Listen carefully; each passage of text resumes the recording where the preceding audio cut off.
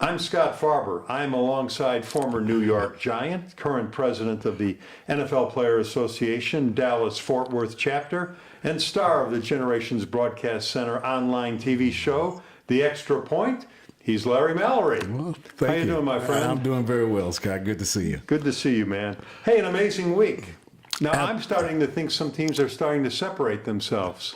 Yeah, well, we got off to a good week, a good start last week, and a lot of those teams that actually didn't get off to a good start last week, it seemed as though they all sort of went back to basics, like the Patriots, and they went back to the running game and the things that they know. So I think the second week of the season for the NFL was a good second week. It showed a lot of people where their strengths and weaknesses were. Well, let me ask you about, you mentioned the Patriots, and I'm looking for it here on my notes. Their score 36-20 over the Saints. So did the Patriots get rid of the critics? Or was that not that sterling of a game? Well, most of the announcers for that game reminded everybody that the Super Bowls that Bill Belichick had won all started off with a loss that year. I think maybe all three of them started off with a loss. So interesting. That's very interesting, isn't it? So for the Patriots, as we watched that game, they truly went back to the basics. They went back to a solid running game, to hitting and controlling the line of scrimmage. Those are the basis of football. And I think as I looked at a few of the games across the league, everybody had to go back to what they know, which is slam mouth, hit me, go ahead, good running football. So that's what the Patriots did, I feel. Chiefs 27, Eagles 20.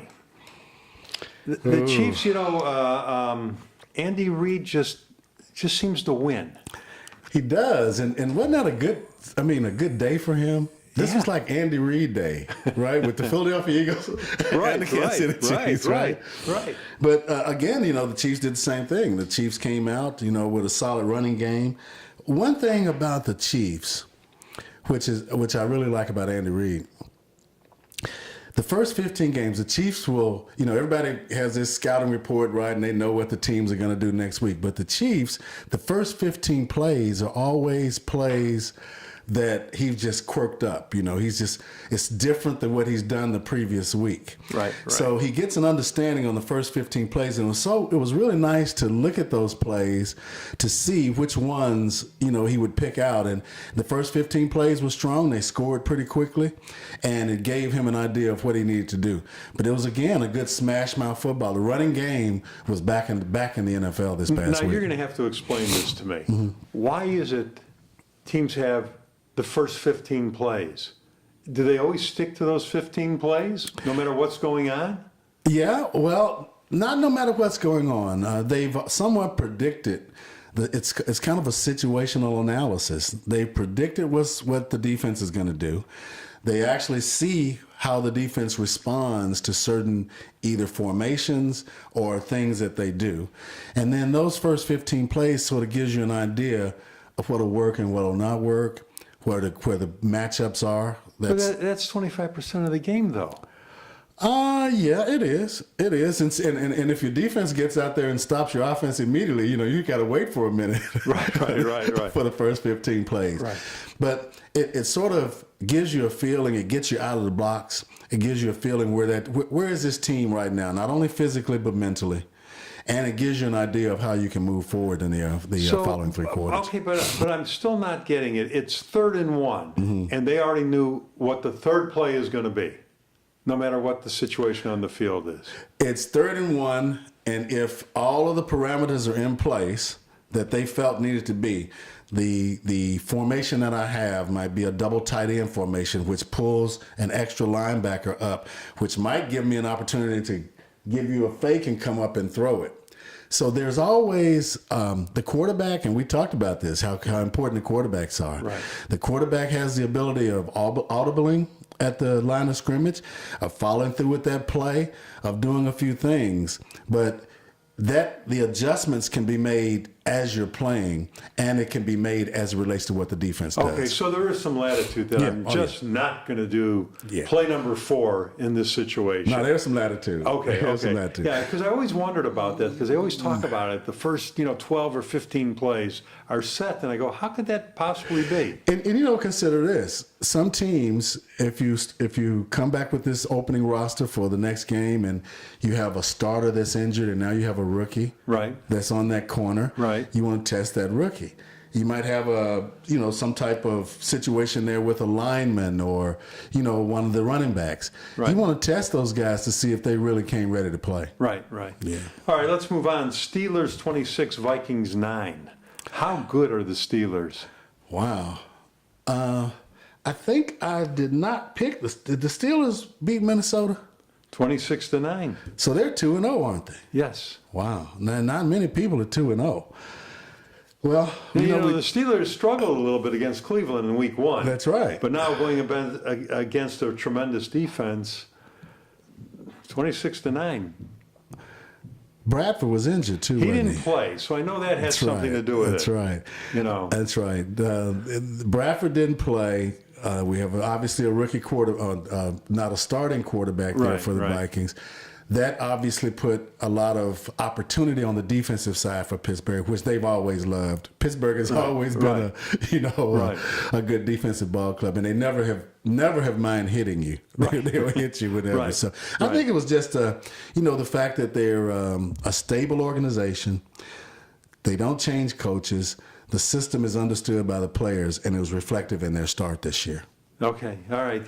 So Bradford, could he have made a big enough difference to win that game then? Scott, I think so. After looking at Bradford last week, and when I saw that he was injured, I was a little disappointed because that's been sort of the history of his career. Not sort of. That is it. That's right. He's not finished a full season. I think he makes pretty good money. And so when I saw that he was injured the second week, I couldn't even remember where he got injured on the previous game. Yeah. So he seems to be fairly fragile, but he's a good talent. He's really showed me a lot in that first game. Well, and it's funny because you talk about Bradford, there's been a lot of negative comments made about him as a pro, and he was such a talent at Oklahoma. Yeah. And I think he's very talented in the NFL when he's not injured. Yeah. So some of the criticism, I think, is a little bit unfair maybe. He just needs to be on the field because when he plays, he really plays well. Yeah, he does. So, I think he's a great find for the Vikings. And with me being a pre-1993 or actually a 1970 guy, there was a day in the NFL when you were somewhat measured on how well you could play with pain. Right. And in fact, your measurement of an athlete was not how basically good you were because you were going to be injured. It was how good you could perform still having an injury. And I see that changing a lot now with in the present NFL. Yeah, they don't really play much with injury. Yeah, I didn't think of that, because you just kept going. That's right. Well, and you're also afraid to lose your spot. That's right. A lot of measurements through what you could do through pain versus what you could do without it, because and in some cases I'm sure that you could people would look at injury reports in those days, because if you're not hitting, if you're hitting, then you have to have bruises or something. So if you're not on the training list, then you're going to get some attention when they're running the film, because is he hitting? How is he not on the Yeah. So that's how one of the measurements in the old days. So when you played, so you guys didn't talk about injuries. You played until you were really, really unavailable to play. But you played, and hitting was a part, the aggression and the hitting was a key part of you being accepted in that fraternity, and therefore, not that you didn't get treatment, but you had to get treatment every day. You had to be either in a hot tub or a cold tub, or you had to do something every day, because bodies were not made to bang against each other we bang against each other. And so there's a natural results from hitting people. And you just can't put your clothes on and go home. You have to keep blood flowing. You have to take bruises off. You have to do a lot of care for your body when your body is used like it's used in NFL. All All right, I think this was a surprise last week. Titans 37, Jaguars 16. I thought, that maybe I'm expecting too much too soon from the Jaguars. And I know you told us they're the most popular team overseas. That's true. That's true. And got a good defense. But it just speaks to Tennessee, doesn't it? Yeah. Was it Mariota? Yeah. He's coming around. The team, I think, is coming around. I'm from Tennessee, so I'm happy. I'm happy for their success. That was a little surprise for me. I really thought that Jacksonville had a different kind of leverage, and watching Tennessee play them, I think Tennessee did a great job against them. Well, it's so funny too because 16 games seems like so few games. With baseball, 162 games and whatnot. But so every game is so important.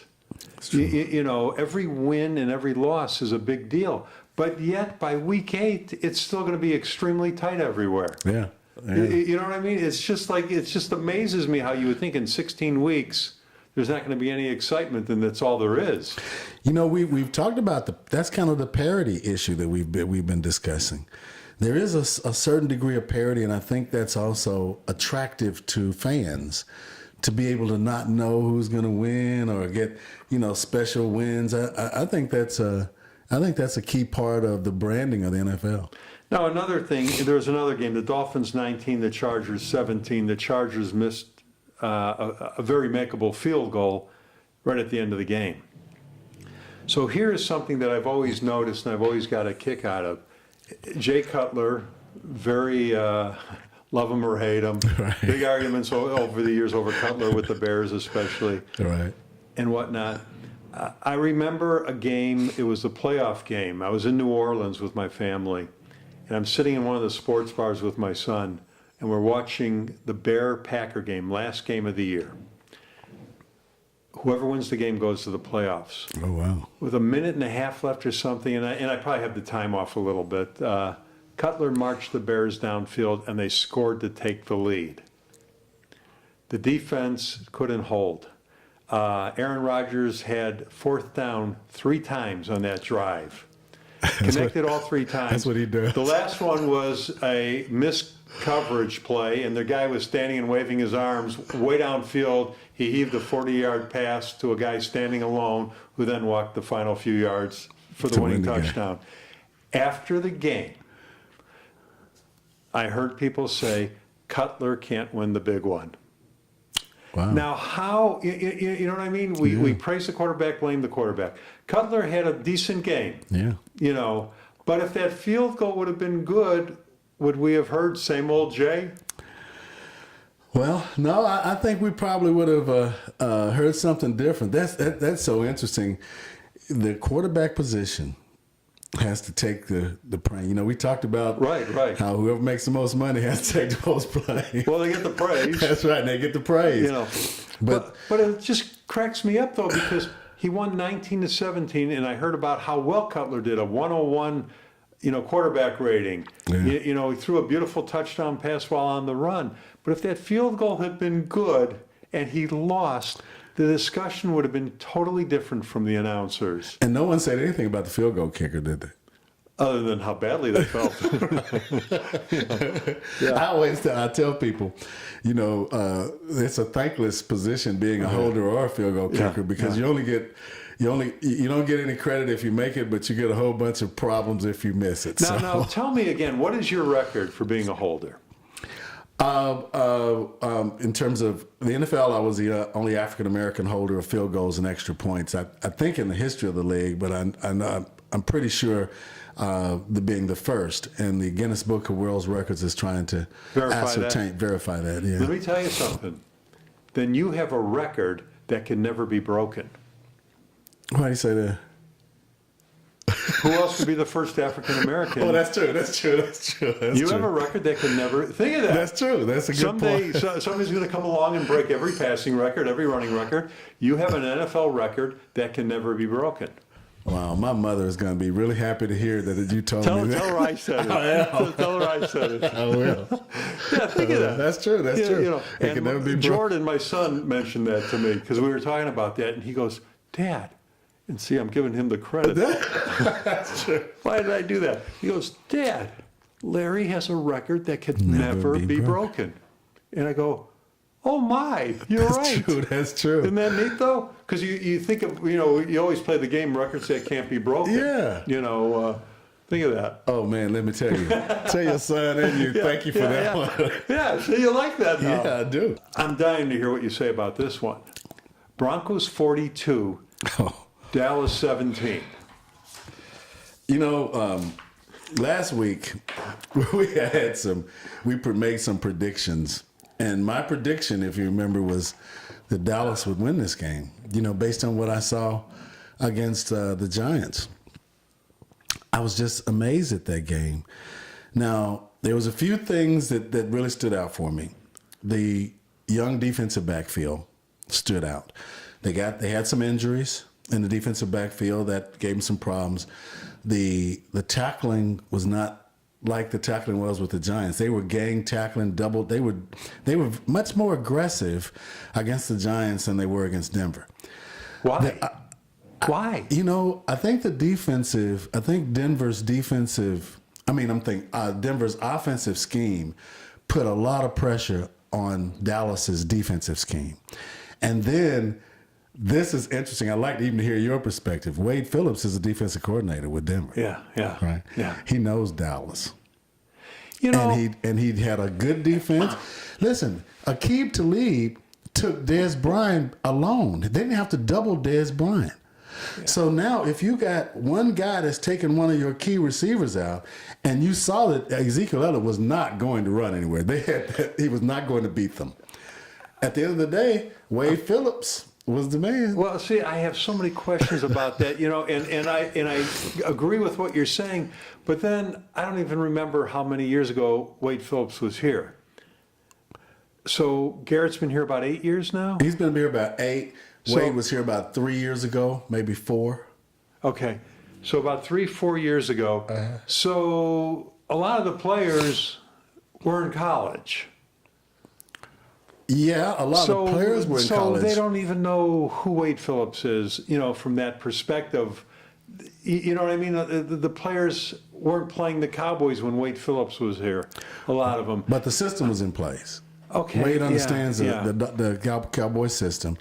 A lot of people do know Wade Phillips because he's a Super Bowl winner. Right. They might not know, the general coaching environment. Right, but I'm just saying that the teams, the players are all different, from when he was here and whatnot. But so, you say the system.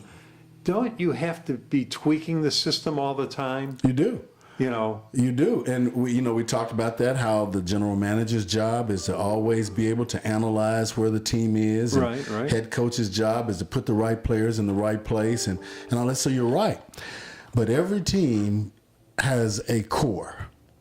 Right. The Dallas Cowboys the Dallas Cowboys established themselves, and they have won on running with Ezekiel Elliott and passing to Dez Bryant. We've taken Dez Bryant out. We don't have to double him. And if you have to double him, that means that there's going to not enough men to cover everybody else. So now we've taken Dez out 1-1. We've figured out how to handle Ezekiel Elliott. What else do they have? Well, if doubling Dez Bryant or 1-on-1, I don't understand how somebody can guard him 1-on-1 from one team and another team can't.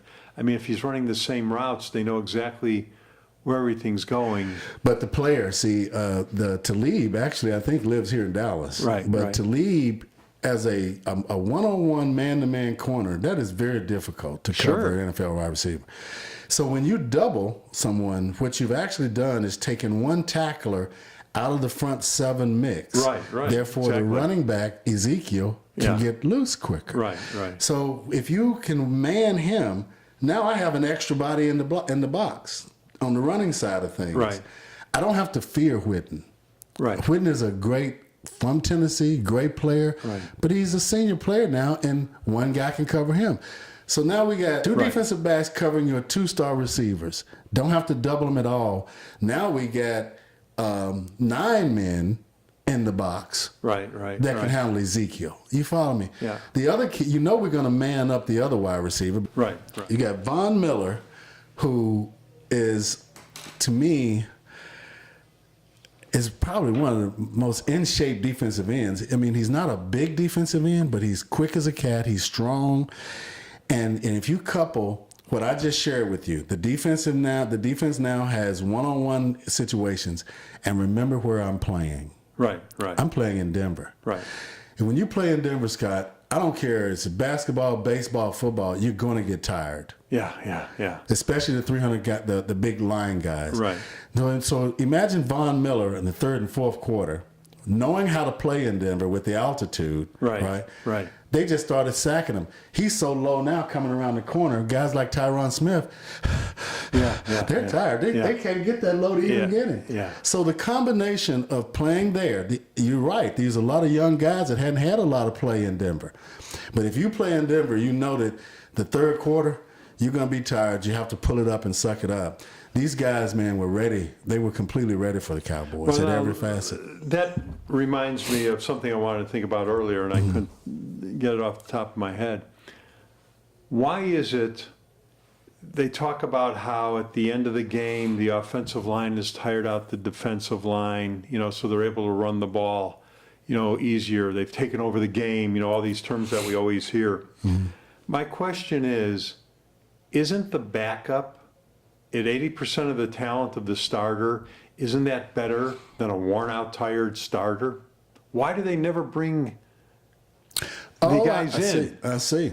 Well, one thing is synergy and timing. When you practice, you primarily practice first team, second team. Right. And therefore you end up getting a relationship, a timing, with that player.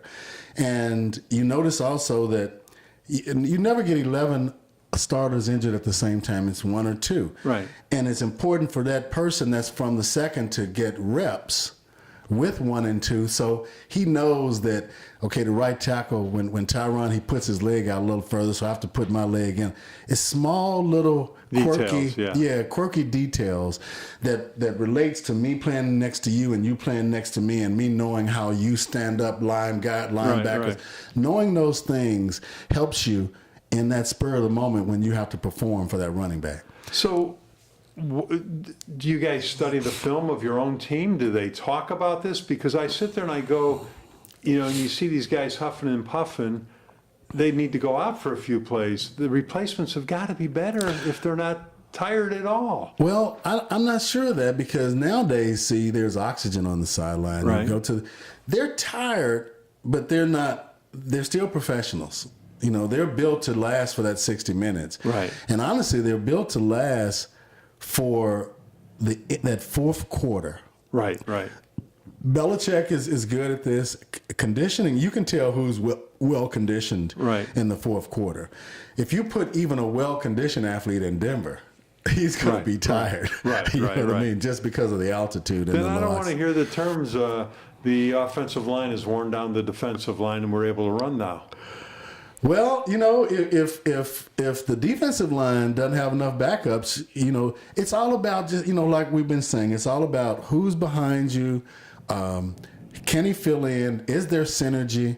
It's like a cohesive unit. Yeah. And you have to make sure that unit works well, even for the running backs. And I guess if the guy makes a play, you go, okay, he was fine. But if he doesn't make a play, you go, why couldn't the backup have played, for a couple of plays? Well, then that brings me to my another question along those lines. It's 35-14 with 4 minutes left in the fourth quarter. Why is the starting quarterback in the game? That's a great question. He's the most important. He is the most important. I'm getting excited. I'm not going over the equipment. You keep telling me he's the most important player on the field. Yeah. The game is well in hand. You're risking an injury. Why? You are risking an injury, but you also it's also a reflection of confidence in the team and the players. In your backup? Huh? And then so there's no confidence in the backup? Well, we talked about the backup, and something that I didn't bring out in terms of the backups, they're just not sitting over on the sideline. They're tired too, because all of your backups are on special teams. So they're playing. Quarterback? No, the quarterback has a hit. Yeah, I know. He has a headphone on, yeah. and he's helping with the communication between. So, but I'm just looking. You're up by 21 points. There's 4.5 minutes left in the game, and you got your starting quarterback in there. And I just go, well, if you're that far up, and the quarterback is going to get hurt just by handing it off, because that's all he's going to do is hand it off. All right. But when you see him drop back throw, you just wonder about it, because you go, there's not a need for them to be in there. Yeah, that's true. Let's go to Tom Brady's 40-year-old guy. Does he really need to be handing off, with a big lead at the end of the game when he's got a very capable backup? That's a good point. That's a good point. But it's also that starting quarterback's team. Right, right. Yeah, and he doesn't want to give it up. That's right. When you're in that huddle, the other players get accustomed to your cadence, to the sound of your voice, to what you're doing, and if you can start out the fight with me, you can't end the fight with me. At some point, it might not give you the same kind of strength you'd like to have with your players. Okay, well that all makes sense. But but you still. I'm just doing it from a fan's perspective. Don't get the guy hurt. We got a game won. And trust me, the guys that's paying him all that money, they don't want to get him hurt. That's true too. See, and then I wonder too. So often, when you're paying a guy all that money that's not doing so well, and you got a capable backup, and I'm not talking about just the quarterback spot. Yeah. It seems like the guy getting the money stays in for a while. That's right. When maybe you're thinking he needs to go. He needs to go away. Every year it seems like Seattle starts out terribly, and then they come on. They lost their first week, and now they beat San Francisco 12-9. Where are they now? Where are they for this year? Seattle for me is sort of like New England in terms of the player-coach relationship. His name is. The head coach at Seattle. Pete Carroll. Okay, Pete Carroll. Well, Pete Carroll, the head coach of Seattle, to me, it's sort of like Belichick. He's a tactician. He's a player's coach, and he tends to be a good matchup coach. Right. He matches things up well. I'm not sure about their start. There's, we've had floods and all those that affect. Nothing affects those guys up there, especially way up there where they are. Yeah. So it's a different kind of feel for me in Seattle because they're sort of remote. They're not a part of the whole situation, and I'm not sure how their team operates. It seems that the quarterback is a key player. He's very much of a leader there. Drew Brees type statue, but still very effective. I'm not sure about that team. To me, they at one time I had them on a serious growth role, right? And for the last maybe 2 years, I've just seen the defense kind of get a little weaker. I've seen key players move to other teams, and it's just not been the team that I was accustomed to seeing. Now, is it they don't have the right players for the system, or will they have to change the system because they can't find the same type of players? If I had to guess, I would imagine that they would not change the system. They'd find the right players to fit the system because the system has performed for them. The Bears, their championship year in the 85 season, 84 season, whatever it was. Is that your favorite team? Oh, hush. I also remember them beating the Giants pretty badly in the playoffs that year. I think you're right about that. I think even Sean Landeta actually missed a punt in the end zone. He swung and missed with his leg. Really? Yeah. That's how dominant the Bears were. And you still beat us. I remember that play, and nothing against Sean Landeta. He was a great punter, but I have to remember, my Bears, their glory. That's true. That's true. Because it's been a long time. And now I forgot the question I was going to ask you about that, because you had to bring that up about the Bears. Okay, well, let's the Atlanta Falcons, they struggled against the Bears in week 1. Yeah. And then they just completely dominated the Packers. That game, they not only dominated the Packers, both on the offensive and defensive side of the ball, they looked good, didn't they? Mm-hmm. It's a team that I think will go back to the Super Bowl. I really do believe that they have that kind of of grit. And I think that the test, to be able to be tested on national TV versus the Green Bay Packers, who we know are a resilient team, will come back on you, will always fight. I just think that the Falcons might be one of the dominant teams. Injuries, we talked about how injuries play a part. Right. And injuries are playing a part already in this season, early in this season, because injuries played a part in that Packer game as well. Yeah. All right, so let's get this out of the way early. Who's going to the Super Bowl? Oh, wow. I can't predict that now. I maybe have 5 teams that I could say. No, we just need 2 teams. That's 2? Just 2. Well, you know how injuries are. Injuries could affect anything. I understand, but, I'm an NFC East guy. Yeah, I know. So good luck. Yeah, that's what I'm saying, because NFC East does not look, they're very competitive, we'll say right now. Yeah, amongst each other. Exactly. Yeah, as they all struggle. On the NFC side, probably the Falcons. Yeah, and I'm agreeing with you on that one. On the AFC side, I'm not sure on the AFC side. Honestly, I'll need to do a little more research on that.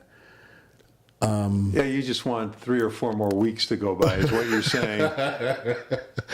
Well, did you saw the impact of injuries on the Cowboys? Right. And really, they got off, I thought, to a strong start. I think from a betting perspective, I think a lot of people probably betted that Dallas was. I was one of them. Right. That Dallas would handle Denver. I think that injuries just play such an important role right now in where teams are, because there's so much parity amongst teams. There's no dominant football team anymore. Did it look like to you that Stafford lost a lot of weight?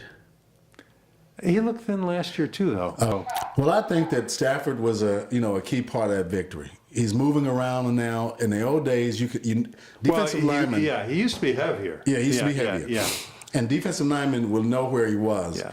Yeah. But now he's moving the pocket some. Yeah. He's making some adjustments that is causing the defense, and it's opening up the throwing lanes. Yeah.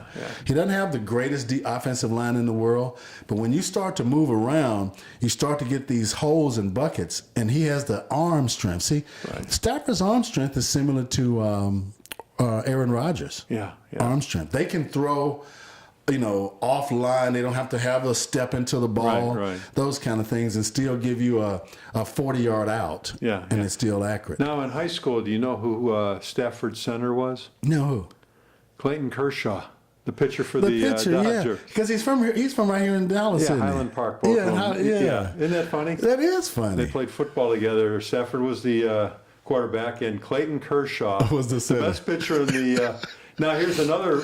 I heard this on TV the other day during watching the little bit of the Detroit game.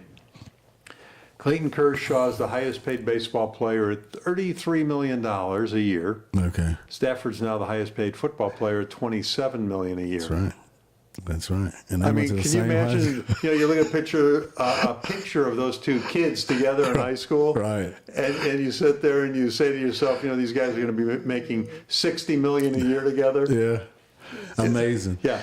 The only other sport I know that's gonna be challenged on is Jordan Spieth and Justin Thomas. Yeah. Because they kind of grew up together. Well, and the funny thing about them, they keep talking about how close friends they are. And I remember when Justin Thomas won his major tournament a couple of weeks ago, Jordan Spieth gave him that great big hug and everything. That's right. And I go, but what's going to happen if Justin Thomas keeps beating Jordan Spieth? Isn't that a good competition? Yeah. How much hugging will Jordan Spieth want to do with him? Because right now he's still Jordan Spieth, and you're just Justin Thomas. That's right. But Justin Thomas won 5 tournaments this year. That's right. And a major. He's done very well. So, golf and Jordan is the number 1 golfer in the FedEx Cup. Well, he's number 2 right now. Still, I guess Dustin Johnson is still rated number 1. Oh, is he? But Spieth is number 2 in the rankings. Oh, okay. Yeah, but there's a sport that you could play when you get older. Oh, and I love it. Yeah. Well, let's move on to next week. How ugly is the Steeler-Bear game going to be? Oh, it's going to be a bruiser. But every year that you and I have ever been on Earth has been a bruiser. Yeah. So they always go at each other. Okay, Falcons-Lions. I think the Falcons have a dominant offense and defense, and I think that the Lions will be competitive, but I think the Falcons will be victorious. Tampa, Minnesota. That's an interesting game. If Bradford is still out, I'm going with Jameis Winston. And if Bradford's in? If Bradford's in, I'm going with Jameis Winston. Okay. Okay. The reason being, I've watched, they've given us a good visual of Tampa because they were on the Hard Knocks. Right. And so they've let us sort of inside that locker room. And for a young player, he came out of college early. For a young player, he has displayed some pretty good leadership from that quarterback position.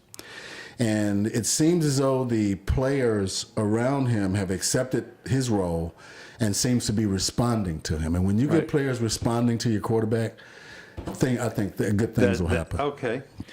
Texans and Patriots. I go with the Patriots. See, and you had to think about a Super Bowl contender from that division. Yeah. That conference, rather. Well, based upon our earlier statements, based on the history of the Patriots, if they lose one, watch out because they'll be focused for the next 15. So. Now, are the Giants, and I tease you a little bit about them, are they having a poor year or do they have a tough start? They got the Eagles. I think the Giants are having a tough start, and their offense, I think, needs to keep the defense off the field a bit more. I don't think we're ready to win yet.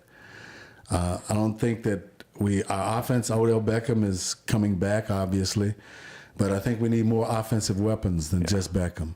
Does 3-0 put them out of the season then? I think it puts them it puts them behind a pretty big rock. So this is really a big game for them. Yeah, this is a big game for them. These podcasts starring Larry Mallory premiere every Thursday afternoon during the NFL season. And remember, the new Extra Point starring Larry Mallory premiere every other Thursday at 5 p.m., all on the GenerationsBroadcastCenter.com. Of course, you could see every episode at any time on the website. Thanks, everyone. I'll be back with Larry next week for week number 3 from the NFL. For Larry Mallory, I'm Scott Farber. So long, everyone. All right.